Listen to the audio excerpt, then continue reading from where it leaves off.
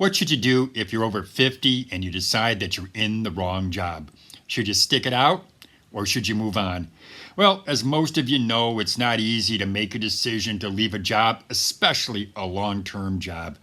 There's lots of factors to consider. Most people will consider their age, they'll look at how close they are to retirement, and of course, you're going to want to look at your personal finances. Well, if you're over 50 and you've decided that you're in the wrong job, you're not sure what to do, this video is for you. Because I'm going to give you 4 tips that will help you to decide what to do next.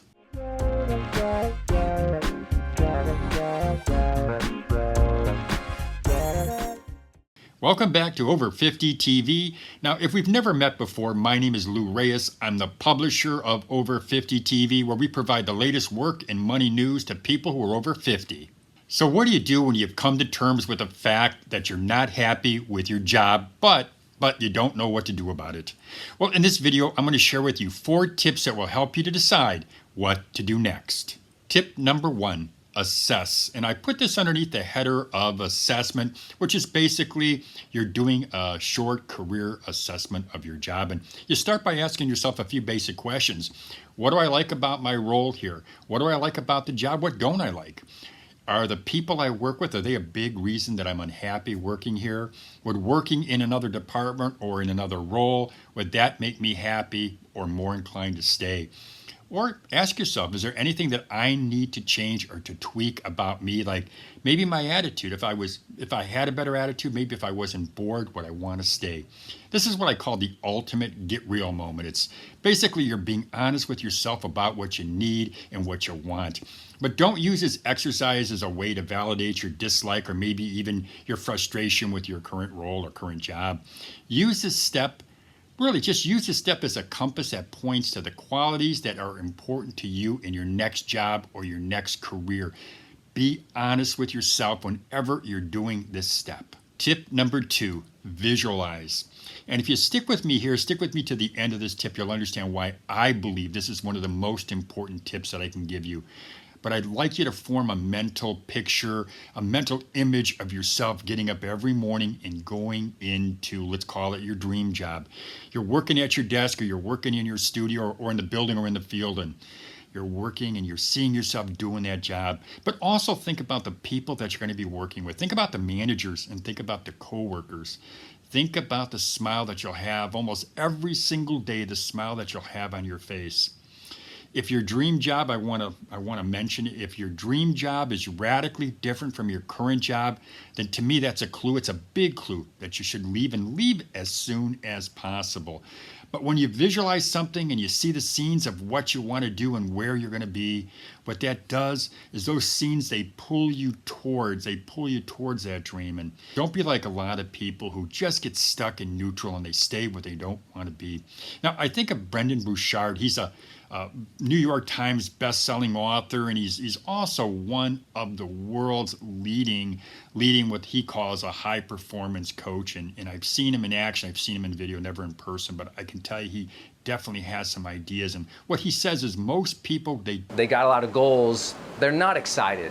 They're not enthusiastic. They don't have that vision pulling them forward. When I ask you to visualize, I'm asking you to do something that you've done hundreds of times in your life. Now, at some point, I know I've done it, I imagine you've done it too, is you've imagined yourself driving in your dream car, or maybe you've imagined yourself sitting in the living room of your dream house. Or you could have been one of those people who just imagine yourself on that dream vacation.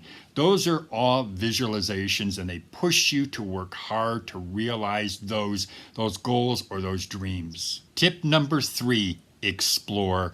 And this is what I will just say, explore, explore, explore. Explore the opportunities that more closely align with your ideal job or career.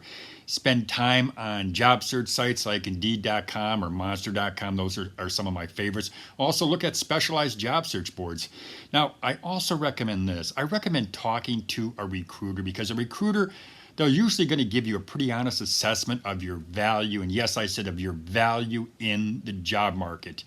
You could also, if you're inclined, you could also explore the idea of becoming a consultant using your experience, or you might want to even just start a business. But if you have any inkling of being your own boss, I'm always going to recommend dipping your toe in the waters. And those waters by just starting a side hustle business. It's safer, it's easier, and I think it's the best approach, especially if you've never run a small business before.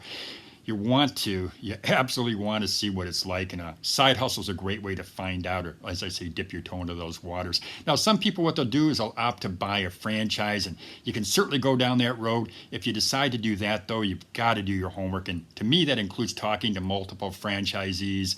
Now, if I'm talking to a franchisee, I'm going to talk to them as if I'm a customer. I'm going to get some idea of what they like about their business, what they don't like. But you want to do that if you decide you want to buy into that game.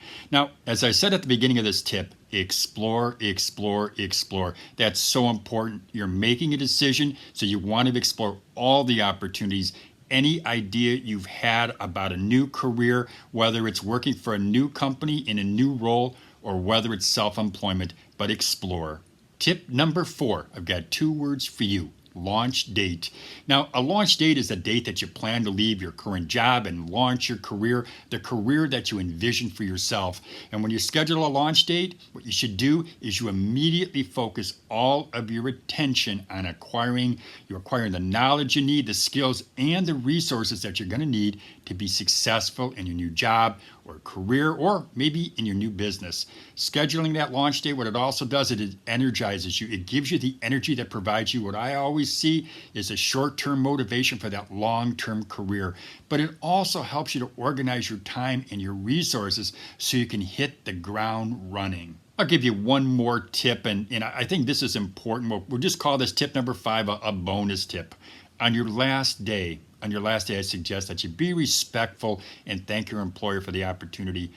Whatever you do, don't make a big deal out of leaving, and don't be dramatic. I've seen that in the past, and we saw a great example when LeBron James, when he exited the Cleveland Cavaliers and he went to Miami, and LeBron, one of the greatest all-time greatest basketball players, pulled what I think is one of the all-time most embarrassing exits from a job. You ready to go, LeBron? The answer to the question everybody wants to know. LeBron, what's your decision? In this fall, man, it's very tough. In this fall, I'm going to take my talents to South Beach and join the Miami Heat. LeBron was being dramatic, and he was feeding his outsized ego. But you don't need to do that. You may down the road want to go back to this company. You may consider some of these people friends, and you want them to remember you as a person with class and dignity. And if you decide that one day you want to start a job or start a business and possibly even hire one of these people, you want them to always remember you in the best, brightest light possible. So there it is, my 4, and I guess we'll say 5 tips to help you to move on when you're over 50 and you find yourself in the wrong job. Well, if you have any questions or comments, please put them in the description box below. I'll try to answer them as fast as I possibly can. But before I forget, I'm going to ask you, if you found this information valuable, if you would, please go ahead and subscribe to our channel, and you can hit that little bell too. Every time you hit that little bell, what happens is when I upload a new video, you'll be notified in your inbox. Well, as I always say, have a great day, everybody.